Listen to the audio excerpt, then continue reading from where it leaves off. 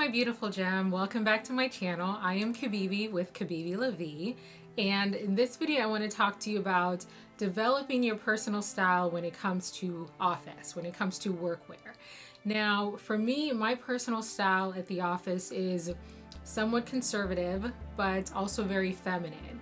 I am an attorney, as you guys, most of you know, so working at a law firm, there's a certain expectation slash standard in terms of what's considered office appropriate. Now, every law firm is different. It's different based on the region. I am in South Florida, so I definitely recognize that being in South Florida, the dress code is a lot less conservative than it was when I lived in DC, for example. So some of the outfits that I suggest, some of the options that I present, you may need to make some modifications to it just so it'll work for your office. So you know your office, you know your office culture. You can take these different tips that I'm presenting to you and kind of make little changes as you need for it to work for you and work for your office environment. Now, I'm actually very lucky because the managing partner for my office, she's very stylish. She's very chic. She wears just some beautiful outfits. She loves her high heels. When I say high heels, I mean like high heels. And so her dress code sort of sets the tone for my office, and because she's a bit more bold in her fashion options, her fashion choices, it kind of gives the rest of us the freedom to also be a bit more bold, which I'm pretty sure if I went to the Orlando office or the Tampa office for my same firm, it would be a different expectation for the wardrobe. So that being said, I do get a chance to be a bit more bold with my office outfits. I like to wear colors to the office. You know, when I'm going to court, I keep it very traditional. I mean, if it wasn't so hot and humid in South Florida, I would probably wear stockings to the courthouse, because being a Black woman attorney in the courthouse, a lot of you could probably relate. We are often mistaken for not being attorneys. That's how I'll present it. If you know, you know. And so when I go to court, I stick to blacks, dark grays, dark blues. I like to wear like a lot of suit dresses. So I have like dresses and wear like, you know, a blazer or a jacket over it. With my pearls. I keep it very conservative when I'm going to court. So when I'm in the office, I get a chance to be a bit more relaxed, still professional, but I would say it's between business formal and business casual. And my staple office outfit piece is a pencil skirt. And that's what I'm going to be talking to you about in this video. I love pencil skirts. There's something very classic, very chic about a pencil skirt. You can experiment with different colors, with different fabrics. You can either do prints, you can do solid colors. So there's a lot of options that you can play with when it comes to a pencil skirt. The biggest thing I will say though, when selecting a pencil skirt is you want to get something that's really good fabric and that's also cut for your body type. For me, my favorite brand for the majority of my office outfits is J. Crew, Theory, Calvin Klein also has some good stuff, Banana Republic. I think that's pretty much it. Those are the top ones, the top 5 that come to mind right now. With the fabrics, all my pencil skirts are wool. They're either wool or they're some sort of like tweed material. But the fabric is really important. I've talked about this in some of my other videos, but you want to stick with the materials that are natural because they hold their shape much better. They are less likely to wrinkle, with the exception of linen, but you wouldn't want to wear like a linen pencil skirt because it's not the best fabric for that style. And When it comes to things like wool, for example, if you're living up north, wool is going to be great to keep you warm. If you are down south like I am, if you get like a very light knit wool, you won't overheat, it won't make you sweaty. The skirt will keep its shape, it's less likely to show wrinkles. And like a big thing for me is I like being able to wear my pencil skirts like 2 or 3 times before I wash them. So the next thing you have to consider after the fabric is the cut. Different brands sort of cut things for a certain body type. With J. Crew, for example, J. Crew is for, I would say, less curvy women, which is why I love their brand, because I'm not very curvy. I'm a inverted triangle. My shoulders are slightly wider than my hips.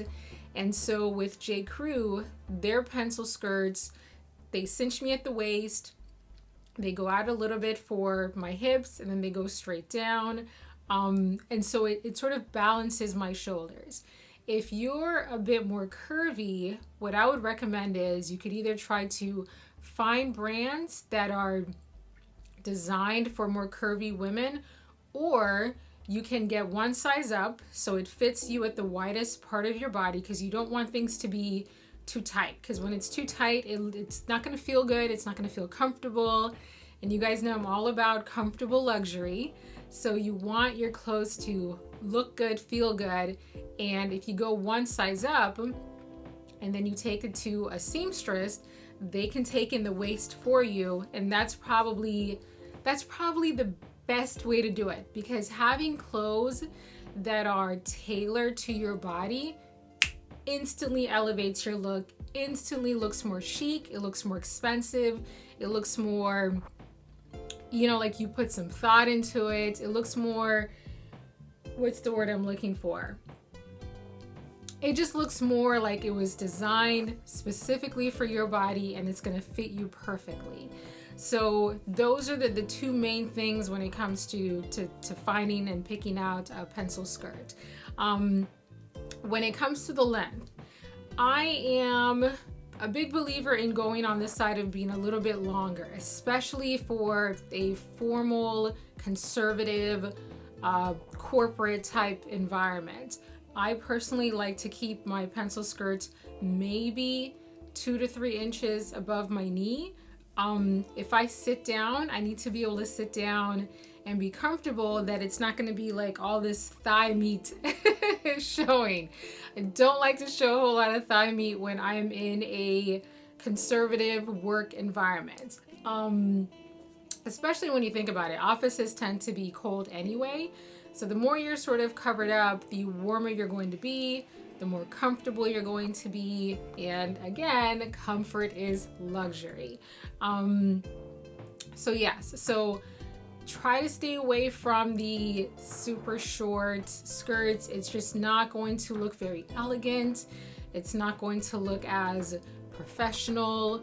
And I feel like your wardrobe should be an expression, an extension of who you are, without distracting from what you have to say and what you have to contribute to your work environment.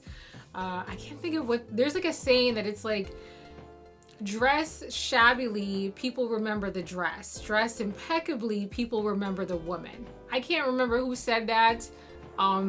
If you guys know, leave a comment. I'm pretty sure I may have not quoted it perfectly, but you get what I'm saying. The point being is your outfits should be an accentuation of you and not a distraction of who you are and what your qualifications are when it comes to work.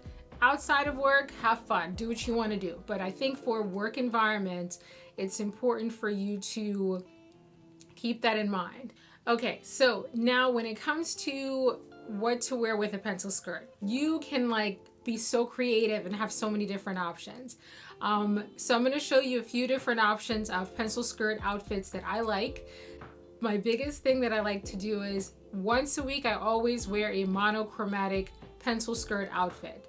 There's just something instantly chic about wearing something monochromatic that you just look put together.